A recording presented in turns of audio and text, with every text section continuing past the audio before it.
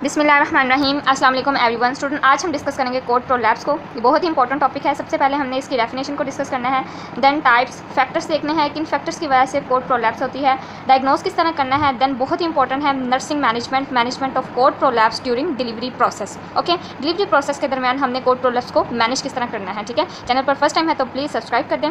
Okay, video को start करते हैं। Definition, the abnormal descent of umbilical cord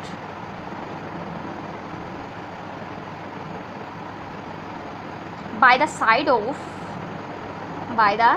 of presenting part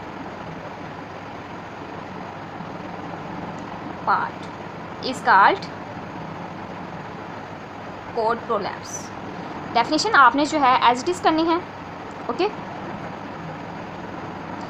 definition में किसी भी वर्ड की मिस्टेक नहीं होनी चाहिए, इससे आपने अवॉइड करना है। The abnormal descent of umbilical cord. Umbilical cord का आपको पता है, अम्बिलिकल कोड स्टूडेंट प्लेसेंटा और फीटस के दरमियान एक कनेक्टिंग लिंक है। ओके, इसका ये जो अम्बिलिकल कोड है, इसका डिसेंट हो जाना यानी प्रेजेंटिंग पार्ट के सामने आ जाना, ये कोड प्रोलैप्स कहलाता है। ओके, जैसे कि इस डायग्राम में आप क्लियरली देख सकते हैं कि ये कोड प्रोलैप्स है जो कि डिसेंड हो चुकी है, बाहर निकल रही है प्रेजेंटिंग पार्ट के सामने। प्रेजेंटिंग पार्ट जो है उसके फ्रंट पे आ रही है, यानी डिलीवरी में सबसे पहले अगर कोड आएगी तो वो बहुत ही डिफ़िकल्टी डिलीवरी में आ जाएगी। ठीक है, ये एक एबनॉर्मल कंडीशन होती है एक्चुअली।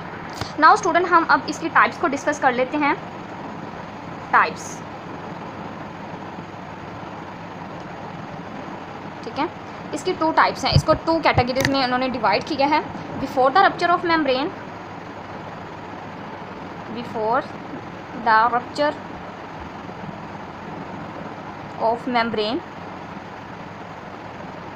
मीन्स के मेम्ब्रेन के रप्चर होने से पहले, और आफ्टर द रप्चर ऑफ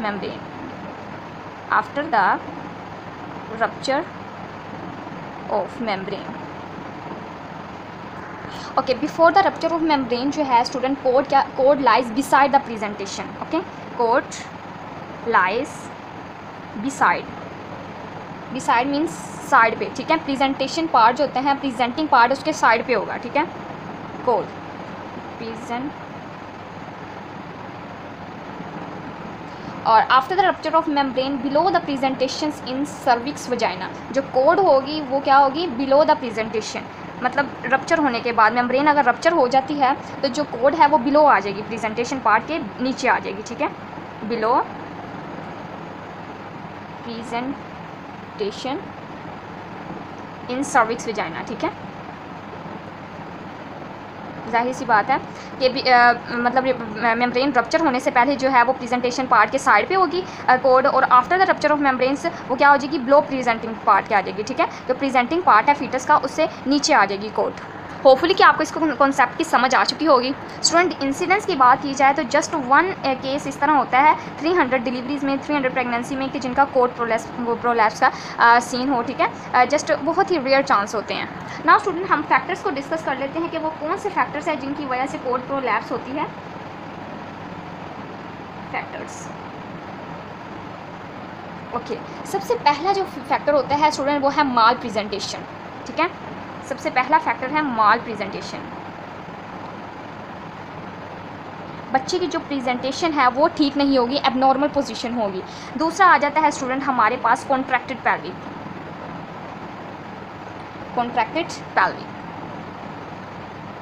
ठीक है, इसके अलावा स्टूडेंट प्री मेच्योरिटी की वजह से कोड प्रोलैप्स हो सकती है, प्री मेच्योरिटी। देन आ जाता है स्टूडेंट अगर ट्विंस बेबी हों देन भी कोड प्रोलैप्स होने के चांसेस होते हैं। ट्विंस प्रेगनेंसी, ट्विंस डिलीवरी होनी हो। हाइड्रामेनोस, ठीक है, हाइड्रामेनोस भी अफेक्ट करती है कोड प्रोलैप्स में, हाइड्रामाइनोस। ओके, इसके अलावा है स्टूडेंट प्लेसेंटल फैक्टर्स। ठीक है, लॉन्ग कोड की वजह से भी हो सकते हैं, एबनॉर्मल प्रेजेंटेशन की वजह से इस तरह हो सकता है। ठीक है, कोड प्रोलैप्स हो सकती हैं। छठा हमारे पास आ जाते हैं प्लेसेंटल फैक्टर्स। प्लेसेंटा में कोई प्रॉब्लम हो सकता है, लॉन्ग कोड की वजह से स्टूडेंट कोड प्रोलैप्स होने के चांस होते हैं। लॉन्ग कोड, ओके, कोड बहुत ज़्यादा लॉन्ग है, 100 सेंटीमीटर से अबव लॉन्ग है। एबनॉर्मल प्रेजेंटेशन,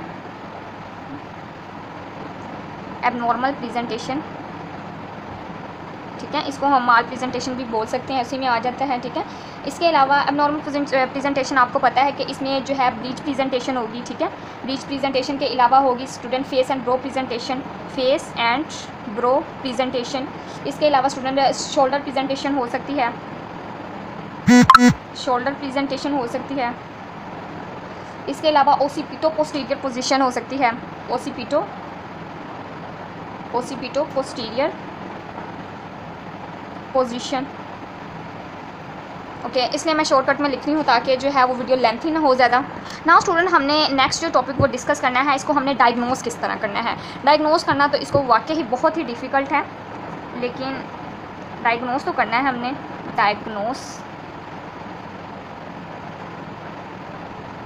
डायग्नोस किस तरह करना है। पहली बात है ये कोड प्रोलैप्स जो है वो डिफ़िकल्ट है इसको डायग्नोस करना, लेकिन कुछ मेथड्स हैं जिसके ज़रिए हम कोड प्रोलैप्स को डायग्नोस कर सकते हैं। स्टूडेंट, इसमें सबसे पहले तो यूएसटी अल्ट्रासाउंड के ज़रिए हम डायग्नोस कर सकते हैं। इसके अलावा जो फिज़िकली है वो ब्लूइश जो है शाइनी कोड आपको सीन होगी। अगर आप एक्सटर्नली देखेंगे ब्लूइश कलर जो है वो सीन आउट होगा, शो करेगा, ठीक है। वेजाइनल डिस्चार्ज जो है वो ब्लूइश होगा, ये इसकी जो है अलामात है कोड प्रोलैप्स की।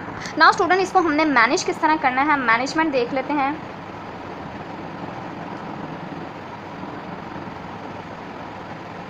मैनेजमेंट जो है इसकी बहुत ज़रूरी है, ये आपको पता होना चाहिए। मिडवाइफ को, एक एलएसवी को जो है नर्सिंग मैनेजमेंट लाजमी हर प्रॉब्लम की पता होनी चाहिए।